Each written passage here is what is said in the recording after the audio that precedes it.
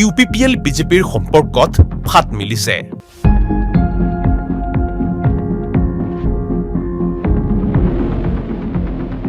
সঁচাই সংঘাত আৰম্ভ হৈছে নেকি UPPL আৰু বিজেপিৰ মাজত?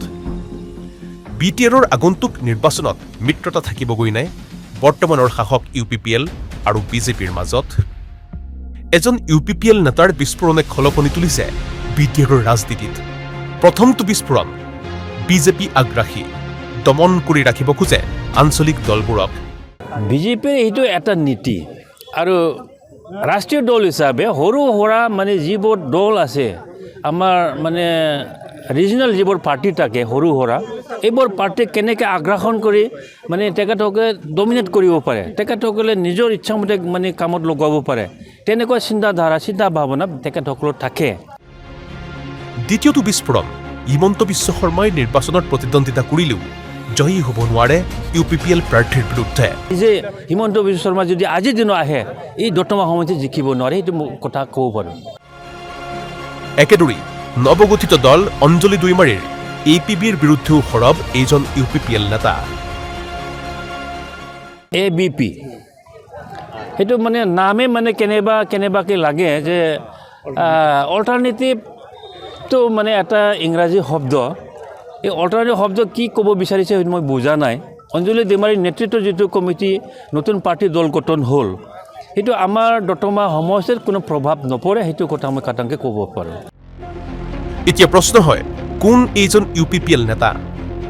বিজেপিৰ লগত মিত্ৰতাত থাকিও কিয় কৈছে তেওঁ বিজেপি আগ্ৰাসী, বিজেপিয়ে দমনমূলক নীতি লয়? BTR পৰিষদত বডোফা উপেন্দ্ৰনাথ ব্ৰহ্মৰ গৃহ সমষ্টি দতমা। যোৱা নিৰ্বাচনত দতমাৰ পৰা জয়ী হৈছিল BPF প্ৰাৰ্থী। পিছে এইবেলি বিজেপিৰ পৰা দতমাত নিৰ্বাচন খেলাৰ মন প্ৰাক্তন BPF নেতা মনোৰঞ্জন ব্ৰহ্মৰ।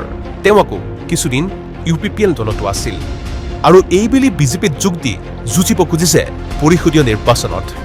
বিপৰীতে দতমাৰ পৰা UPPLৰ টিকেট প্ৰত্যাশী এজন জ্যেষ্ঠ নেতা জ্যোতিৰিন্দ্ৰ ব্ৰহ্ম। তেওঁৰ মন্তব্য, দতমাত নিৰ্বাচন খেলি কোনো লাভ নহ'ব বিজেপিৰ। গতিকে আমি এটা হিচাপ কৰি আছোঁ, বিজেপি আজিৰ দিনত আগ নবঢ়াই ভাল।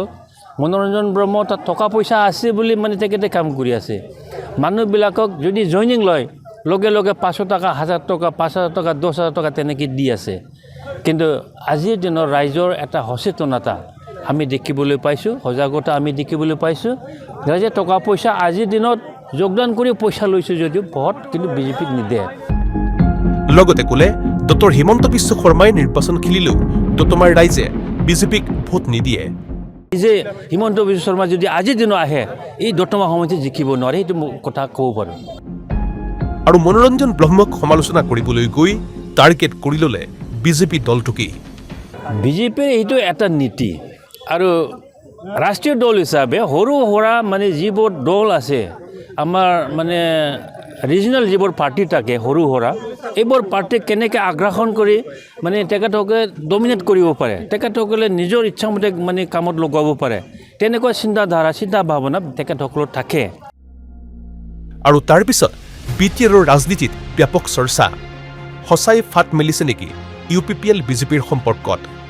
আগন্তুক নিৰ্বাচনত থাকিবগৈ নে মিত্ৰতা? Bureau report, Bodoland Tribune.